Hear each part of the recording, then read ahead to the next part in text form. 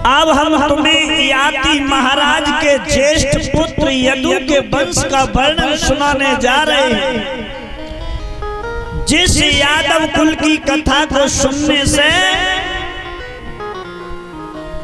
मनुष्य सारे संशय को दूर करता है, लेकिन भक्तों मैं वो कथा कहने से पहले ये कहना चाहूंगा कि यादव जाति का उत्थान कहां से हुआ।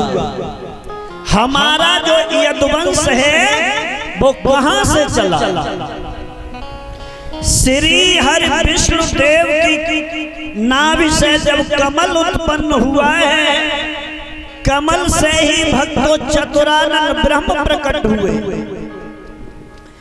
ब्रह्मा जी के पुत्र हुए हैं अत्रि मुनि। इन अत्रि मुनि की पत्नी माता अनसुईया से पुत्र हुए चंद्रदेव। ये चंद्रदेव को जब सर्वांग सुंदर समझ लिया तो परम पिता परमात्मा ने इन्हें नक्षत्रों का अधिकार प्रदान कर दिया। उसी खुशी में चंद्रदेव ने एक बहुत अच्छा यज्ञ किया है। उस यज्ञ में अपने गुरु बृहस्पति और गुरु माता तारा को निमंत्रण देकर बुलवाया है। जब तारा और गुरु बृहस्पति उनका यज्ञ देखने के लिए आए तो जो तारा थी वो चंद्रदेव की सुंदरता को देख के भक्तों मोहित हो गई। चंद्रदेव से तारा बोली है कि आप हमें रक्तदान की भिक्षा दें। चंद्रदेव बोले हैं माता जी आपकी जो मांग है वो धर्म के विपरीत है। गुरु की पत्नी, बड़े भाई की पत्नी, राजा की पत्नी और अपनी पत्नी की मां, इन चार को जो पुरुष गलत नजर से देखता है उसे भक्तों नरक में भी जगह नहीं मिलती। इसलिए माता आपकी जो मांग है वो धर्म के विपरीत है।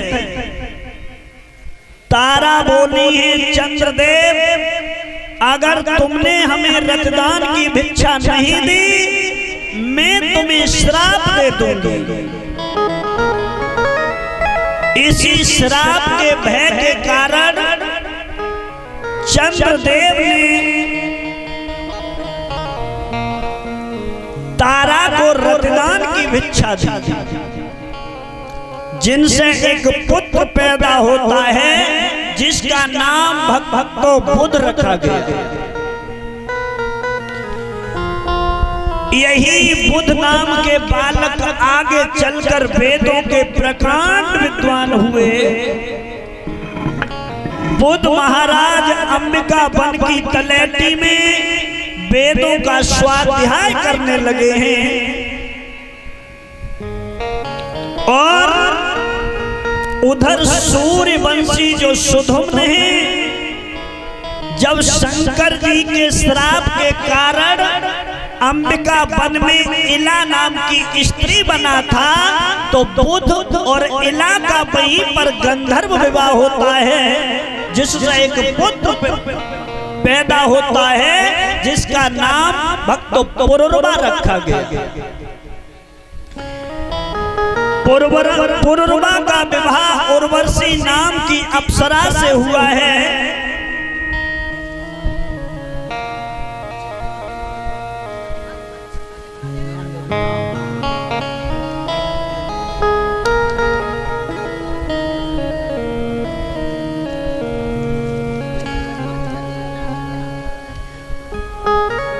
पुरुरवा का विवाह उर्वशी नाम की अप्सरा के साथ में हुआ, जिसके पुत्र हुए हैं आयु, और आयु ने अपना विवाह प्रभा नाम की कन्या के साथ में किया। जो पुलस्त वंश ब्राह्मण की कन्या थी, जिनके पुत्र हुए महाराज नहुष। राजा नहुष ने अपनी शादी प्रजा नाम की कन्या से की, जो अंगिरा गोत्र के ब्राह्मण की कन्या थी।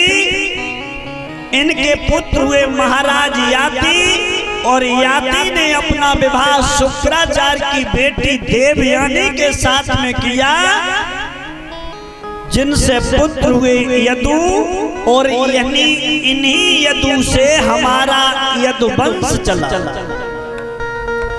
भागवत के 9वें स्कंद के 23वें अध्याय का 19वां श्लोक ये बताता है कि जो भक्त याति के ज्येष्ठ पुत्र यदु के जीवन की कथाएं सुनते हैं, उनके सारे पाप नष्ट हो जाते हैं। वलयामा पुण्यम सर्व पाप हरम नृणाम यदोर्वंशम नर श्रद्धा सर्व पापै प्रमुच्यते।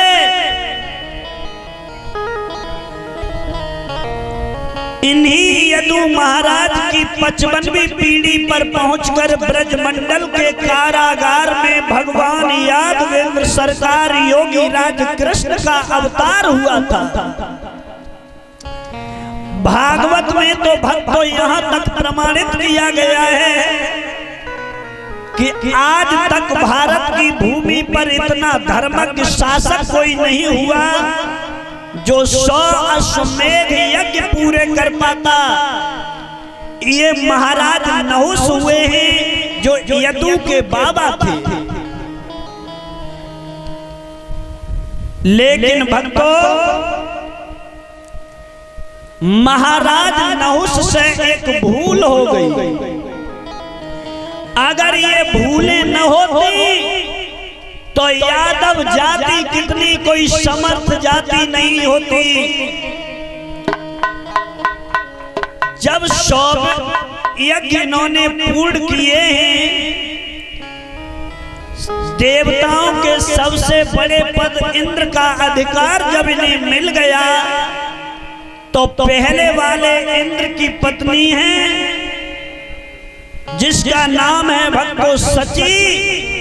इसे भागवत में भक्तों इंद्राणी कहा गया है। बस महाराज नहुष से उसी के साथ में भूल हो गई, न तो हमारी यादव जाति बड़ी सक्षम जाति थी। समय समय पर यादव जाति अपना मौका चूक गई, इसीलिए तो हरी भरी फुलवारी सारी सूख गई।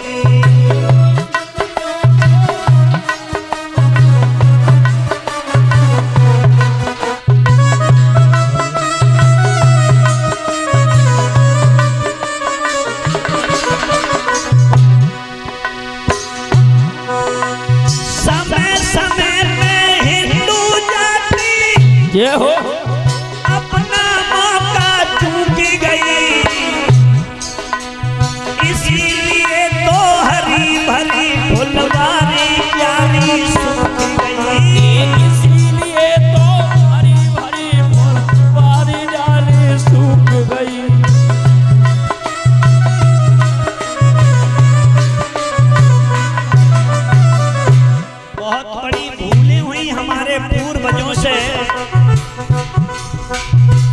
पहली भूल, जिस समय अकबर ने बीरबल से कहा है कि बीरबल तुम हमें हिंदू बना लो, बीरबल एक दिन बोले आज नहीं परसों बनाऊंगा। बीरबल एक गधा को लेके आए, उसे नहलाने लगे, उसके ऊपर जीन डालने लगे। अकबर बोले क्या कर रहे हो बीरबल? जवाब दिया है गधा से घोड़ा बना रहे हैं। कहा पागल हो गए हो क्या? गधे से घोड़ा भी बन सकता है। बोले अगर गधा से ये घोड़ा नहीं बन सकता तो फिर तुम मुस्लिम से हिंदू भी नहीं बन सकते।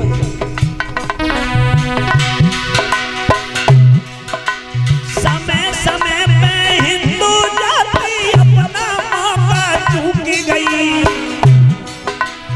इसीलिए तो हरी भरी फुलवारी सारी